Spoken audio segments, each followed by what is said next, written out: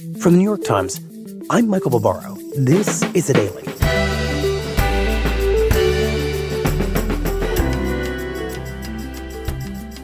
Today. Major breaking news. The Biden administration now says the CDC's nationwide travel mask mandate for airplanes and other forms of transportation is not in effect after a federal judge today struck down the rule. The unlikely story behind how an obscure lawsuit in Florida and a newly appointed judge ended the federal mask mandate on public transportation. A huge shift in travel policy when it comes to the pandemic. We have seen and why the case may endanger the federal government's legal powers to intervene in future public health crises. I spoke with my colleagues, Heather Murphy and Cheryl Gay Stolberg. It's Tuesday, April 26th. Heather, I think for a lot of people, this legal ruling seemingly came out of nowhere and suddenly ended a centerpiece of President Biden's response to the pandemic. But you have been reporting on the origins of this case. So tell us what you found. Where does this start? This really starts in January of 2021. I know the pandemic is such a blur. It's hard to remember what things were like at that point, but it's worth remembering that almost no one was vaccinated at that point, and infections were really high, about 700,000 a day. Mm-hmm. And so Biden comes in to office. And the first order I'm going to be signing here relates to COVID. And one of the first big moves he takes is he, along with the CDC, issues this executive order mandating masks be worn, social distancing be kept on federal property, on interstate commerce, etc. That says that masks are now going to be required in airports, on planes, and in other forms of public transit. So this is the first one I'm signing. People start referring to this as the transportation mask mandate. And really, when people were writing about it and talking about it, people were really attributing this to the White House. This is the White House's move.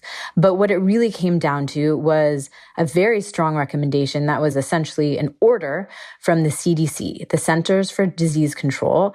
And the reason they said that they were able to do this is because the federal government and the CDC have the ability to issue regulations that affect interstate travel when a disease is spreading between states. Got it. And what was the reaction to this mandate? Because I have to say, I don't remember it being issued. And when a new president comes in, they issue a flurry of executive orders. I didn't really remember this one. So initially, I don't think there was a huge reaction because there were so many new mask rules emerging in all aspects of life, and some airlines were already requiring people to wear masks. But gradually, it became more and more tense, particularly after people became vaccinated. And masks became a huge battle point in the skies. Right. And then more recently, as some of these rules around masks began to fall away in other parts of life, the airline industry, the travel industry, they began lobbying very hard for the White House and the CDC to remove this mask requirement for airlines and airports, because they said they weren't necessary now that people were vaccinated and that we were getting rid of mask requirements in other aspects of life. Mm-hmm. And in the background, there's all these lawsuits, some by Republican lawmakers who are making a lot of noise about them, and some that really aren't on anyone's radar. And one of those lawsuits that very few people had any idea even existed was this lawsuit in Florida. Tell me about this Florida lawsuit. Who are the plaintiffs? Yes. So this Florida lawsuit has 3 plaintiffs. The first is this woman, Ana Carolina Daza, and she lives in the Tampa area, and she was hoping to visit her family in Colombia last August. But her lawyer describes that she could not imagine doing that if she had to wear a mask because she suffered from so much anxiety when wearing a mask, and she feels like she can't breathe, and it gives her panic attacks. And the second is this woman, Sarah Pope. And Sarah Pope also lives in the Tampa area, and she had a similar concern. She couldn't go take a family trip to Hawaii, her lawyer writes, because the thought of wearing a mask for such a long flight gave her anxiety. And there's not a whole lot more explained about these 2 women in the complaint, except that they both have anxiety when wearing masks, and anxiety is not recognized as a disability that you can get a mask exemption for. And so they are arguing that they cannot fly and do the things they want to do because of the mask mandate. Got it. And then we get to the third plaintiff. We are slipping ever closer to tyranny. And the third plaintiff is not a traveler from Florida who doesn't want to wear a mask. The third plaintiff is this organization called the Health Freedom Defense Fund, which is registered in Wyoming. And it is actually run by this woman, Leslie Manookian. This should frighten every American who cares about their freedom, our Constitution, and the future of our nation. And during the early stage of the pandemic, she founded this organization, which she writes is there to fight for what she calls bodily autonomy. Where does this stop? Health Freedom Defense Fund is committing to defending our rights. And she created this organization to help put forward lawsuits against vaccine mandates and mask mandates across the entire country. The basic issue is that the federal government doesn't have the power to tell states or private businesses or anybody what to do. And they're on her website, the organization makes a point that it urges people all across the country to join so that they can file lawsuits on behalf of them across the entire country. And one of her first targets was the transportation mask mandate, which she found particularly egregious. And her lawyers had the legal strategy to file this lawsuit in Florida, she said, and that she was connected to these two women with anxiety because they are members of her organization. And do you understand why they thought it would be smart to file this lawsuit in Florida, of all places?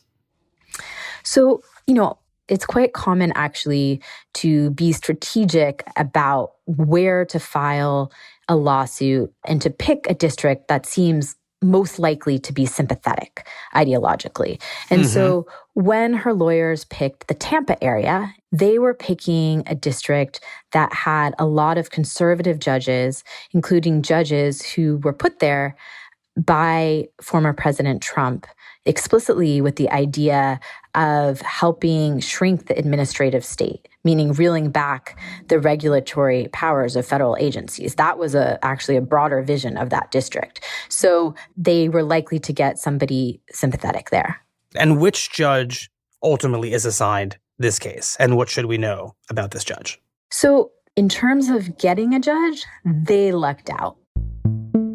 Legal experts say they could not have gotten a better judge if they were looking for somebody to be sympathetic to their suit. The judge they got, her name is Kathryn Kimball Mizell, and she was appointed by former President Donald Trump. She clerked with Clarence Thomas. She was part of the Federalist Society. She has these impeccable conservative credentials, a lot of people say. She's also quite inexperienced, according to the Bar Association. The American Bar Association rated her as not qualified to serve on the federal bench because of her lack of courtroom experience. She was 33 at the time of her appointment. But nonetheless, she ends up with this case on her desk. And Heather, obviously this judge was ultimately sympathetic to these plaintiffs. We know that from the ruling she issues, but help us understand what her legal logic was in the ruling. How did she arrive at the decision that President Biden's travel mask mandate should be struck down? Yeah, so it ended up involving the word sanitation. And to just take a step back here, any judge who was going to evaluate the transportation mandate was going to look at the Public Health Service Act of 1944.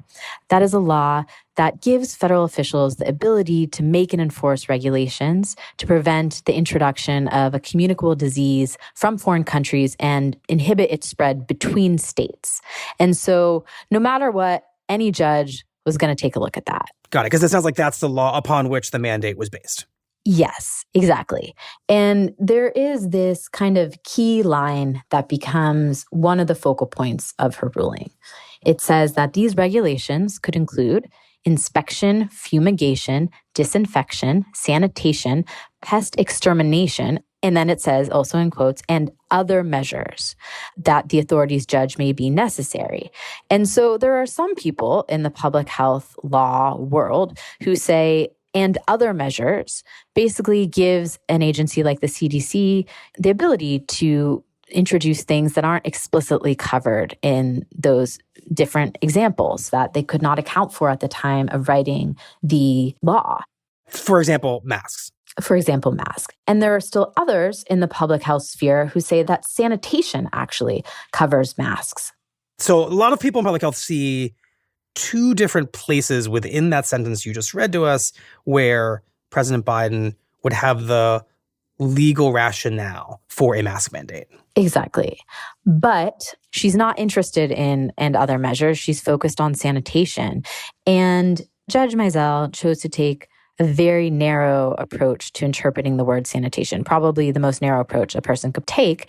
She writes that sanitation refers to measures that clean something, and wearing a mask cleans nothing, she concluded. And therefore, along with some other different kinds of issues she also takes with this whole rule, she concludes that the CDC, the federal government, has overstepped its authority and that the Biden administration didn't have the authority to ever issue this mask mandate. Got it. And in that moment, the mask mandate is over. It is, but people were very confused by this. There are a lot of people pushing to end the mask mandate. There were thoughts that it might end very soon, but no one was expecting it to end that day. Right. So I actually went to LaGuardia Airport in New York to try to see how it was playing out. And I went up to travelers, all of whom were wearing masks, and none of them were even aware of this lawsuit. And when I went up to people at the desk who worked for the airlines, they also seemed confused about what exactly it meant for them at that point. It was really only later in the evening that all the airlines seemed to be on the same page. This is the captain speaking. As of right now, no one required a mask, so Mask now optional for employees, customers following White House. And that's when you start to hear these stories of pilots mid-flight delivering information to travelers that they can take off their masks. Oh my God, it's like the best thing ever!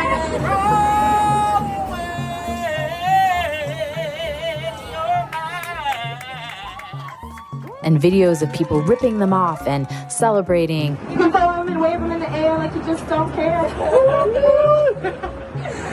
We'll be coming through with your snacks in just a moment. And stories of other people feeling kind of freaked out that they got on a plane thinking that everyone would be wearing a mask and suddenly everyone's taking them off. The policy is changing right halfway through their journey. Right, mid-flight, literally. Yeah. So this becomes one of those moments when a single judge applying her judgment and her analysis can really single-handedly change nationwide policy in a very big and dramatic way. And in this case, in a matter of hours, based on her ruling, that mandate just evaporated. Yes. And everyone, the airlines, travelers, people who are celebrating, people who are feeling upset about this, are all asking themselves, what is the Biden administration going to do? Are they going to fight this? Or are they just going to let this ruling be the final word on the mandate? And that's it. The transportation mask mandate is just a thing of the past.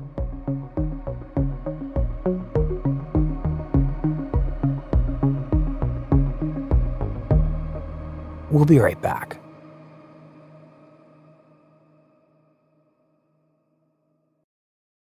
I'm Wesley Morris. I'm a culture writer at the New York Times, where I co-host a podcast called Still Processing.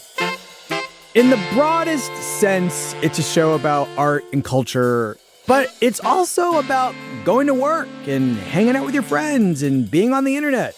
Normally, I do this work with the incomparable Jenna Wortham, but this season, Jenna is off writing a book. So I invited some of my favorite writers and critics and human beings to come hang out with me while she's gone. Wesley Morris. Wesley Morris. Hey, Wesley. We talk about the culture that shaped us. The Billboard magazine hits with host Casey Kasem. The changing ways we consume it. Now I feel immense guilt for my intro-skipping impulses. And why Keanu Reeves is basically a culture unto himself. I mean, maybe he's an empty vessel. You can listen to Still Processing wherever you get your podcasts.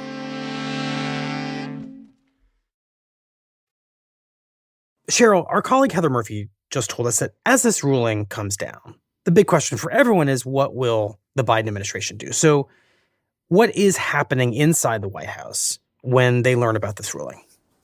So inside the White House, there's a lot of confusion and a lot of disappointment. The ruling really caught people off guard. The CDC had just extended this mandate, and now they had to scramble along with the Justice Department to figure out, what were they going to do? Right. And the logical next step for any White House that puts into place an order like this and finds that a judge rules against it is to appeal it, right? You would think, but that's not what happened. So what does happen are a lot of internal deliberations, a lot of calls, discussions with the White House COVID response team, the CDC, some outside, legal experts, the Justice Department about just what legal path the Biden administration can and should pursue. Mm-hmm. So that's what's going on the inside. But on the outside, there are all these conflicting messages. Josh, why don't you kick us off? Thanks, Jen. Happy Monday. Jen Psaki, the White House press secretary, says at the briefing... So this is obviously a disappointing decision. The CDC continues recommending wearing a mask in public transit. The CDC still recommends that people wear masks. And the CDC are reviewing the decision, and of course the department... But then the president takes a trip to New Hampshire, and reporters ask him on the trip, Mr. President, should people continue to wear masks on planes? What should Americans do if they travel by plane? Should they wear a mask? And Biden says, that's up to them. That's up to them. Which doesn't sound like a president defending his federal mask mandate. No, it was very odd. People didn't know what to make of it. But by that evening, the Justice Department announced that it would, in fact, appeal the court's ruling, but only if the CDC asked it to. Everything you're describing here is very confusing. And as you said, a set of very mixed messages. So what exactly is going on here? Why does it seem like the White House can't quite decide whether to stand up for its own mask mandate? So there are a lot of complex legal and political considerations to this. And there's really two big questions. The first is, should they try to put this mask mandate back in place immediately? Mm-hmm. Should they appeal the judge's ruling so that they can get passengers on planes, trains, and buses wearing masks again? And that's complicated because the president has already said it's up to them. Right. You have all these scenes of celebration, people taking their masks off and, jubilation, and nobody wants to come in and be, the party pooper and have the Biden administration come in and ruin it by going back to court to try to get this mask mandate reinstated. Mm-hmm. But the other consideration is really an important long-term consideration, which is that if this judge's ruling stands, it could really tie the CDC's hands for the future, for all future pandemics. Explain that. So this judge really went right to the heart of the CDC's core authority to protect the public health of Americans. Under the 1944 Public Health Services Act, the CDC had the legal authority to do what it did. When it passed the law, Congress authorized the CDC to make and enforce regulations that, in its judgment, are, quote, necessary to prevent the introduction, transmission, or spread of communicable disease. But in essence, the court said, no, the CDC does not have this authority. So this was a serious consideration on the part of the White House. Did they want to let this stand and, run the risk that it would become the law of the land? It was very possible that if the White House took no action, then this was an existing federal court ruling, and other courts might look to it to guide their own decisions. On the other hand, if the White House appealed and another court upheld this ruling, an appeals court upheld it, or even the Supreme Court upheld it, which could well happen given that the 11th Circuit Court of Appeals, the court that oversees the judge who issued this ruling, has a lot of Trump appointees. And we know that the Supreme Court now has a conservative majority, 6-3. So if this ruling is upheld on appeal and upheld by the Supreme Court, then it definitely curbs the CDC's authority in the future. So either way, there were risks. There's risk whether you appeal or don't appeal. That's right. There were, you might say, no good decisions here. Damned if they do and damned if they don't. So what does the White House decide to do? So this is a very sort of clever approach that they took.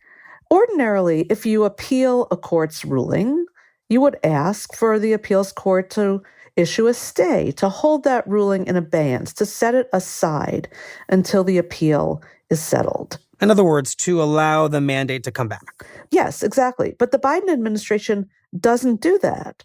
So what they do is they appeal the ruling and they say, we're going to challenge this in court, but they don't ask for a stay. And that means that they are abandoning this mask mandate.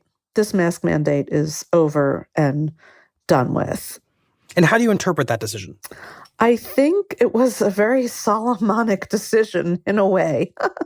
They kind of split the baby, if you will. It was smart. They appealed, so they sort of drew a red line and said, look, we don't want this federal judge to set policy for the whole country. We want to protect the CDC's authority as a regulatory agency. But they decided to let slide the mask mandate itself, thereby eliminating the risk of another big public uproar over this very controversial policy. So they're fighting for the principle. They're playing a long game here, is how I would say it. Right. They're not worried about losing the battle, which in this case would be survival of the mask mandate. They're more worried about losing the war, which is the long-term authority of the CDC to protect Americans in a public health crisis. That's exactly right. In fact, that's how I've said it to colleagues, that they didn't want to win the battle and lose the war. So they abandoned the battle and focused on the war. Cheryl, how good is the Biden administration's legal case here? Do they feel confident that they can win this larger legal argument that will preserve the authority of the CDC, the war, as it were? Because the stakes of this are now very high. So I think they do feel confident. One of the people that they have consulted, a public health law professor at Georgetown University, Larry Gostin, told me that they do have an extraordinarily good case on appeal. Heather already walked through the judge's ruling with respect to the word sanitation, and many legal experts, including Gostin, found that to be a very narrow interpretation that really fundamentally misunderstood the scope of the CDC's authority under the Public Health Services Act. But there's another part of the judge's ruling that maybe hasn't gotten as much public attention or doesn't go to the core of the CDC's responsibilities, but something legal experts are seizing on. And that is that the judge faulted the CDC for failing to solicit public comment on the mask order, saying that they violated this Administrative Procedures Act that requires public comment for most federal actions. Okay. And legal experts say that in an emergency, federal agencies are exempt from that requirement, and that this pandemic most certainly qualified for an exemption. So they feel that that's another good ground for appeal.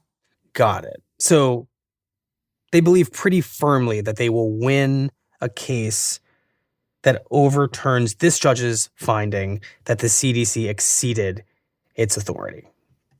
I'm not sure I would go that far, but I think that they believe this is a risk worth taking and that it's a risk that they have to take.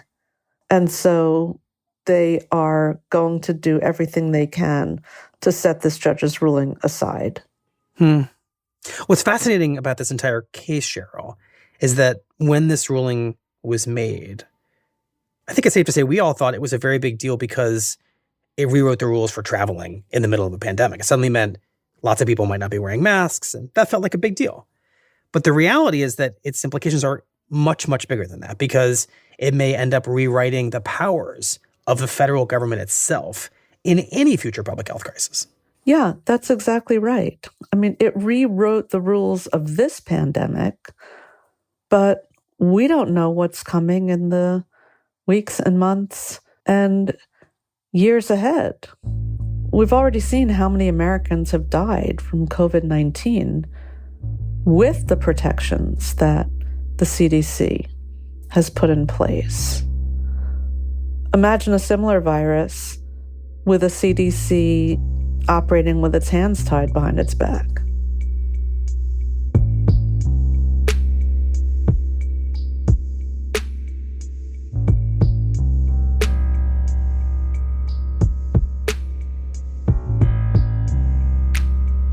Well, Cheryl, thank you very much. Thank you, Michael.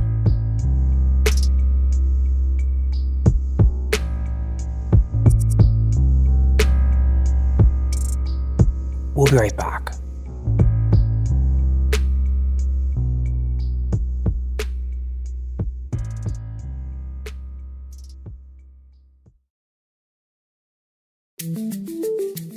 Here's what else you need to know today. After initially resisting his offer, Twitter has agreed to sell itself to Elon Musk, the CEO of Tesla and the world's richest man, for about $44 billion. The sale puts control of Twitter in the hands of a frequent Twitter critic. Musk has complained that Twitter's efforts at moderating content has veered towards censorship, leading Twitter employees to ask whether Musk would reverse decisions like Twitter's permanent ban on Donald Trump for inciting violence on January 6th. And we want to see Russia weakened to the degree that it can't do the kinds of things that it has done in invading Ukraine. On Monday, during a visit to Poland, the U.S. Secretary of Defense, Lloyd Austin, toughened his message toward Russia, saying America's aim was not just to end the Russian invasion of Ukraine, but to degrade Russia's military capability so it could no longer carry out such missions in the future. Standing next to Austin, Secretary of State Antony Blinken said that the U.S. expected to quickly reopen its embassy in Kyiv, which was closed in the days before the invasion, a signal that the U.S. thinks Russia is on the way toward losing the war. We're seeing that when it comes to Russia's war aims, Russia is failing, Ukraine is succeeding. Today's episode was produced by Stella Tan and Eric Krupke and was edited by MJ Davis Lynn and Rachel Quester. It contains original music by Brad Fisher, Dan Powell, and Marian Lozano, and was engineered by Chris Wood. Our theme music is by Jim Brunberg and Ben Lansford of Wonderly. That's it for the Daily. I'm Michael Barbaro. See you tomorrow.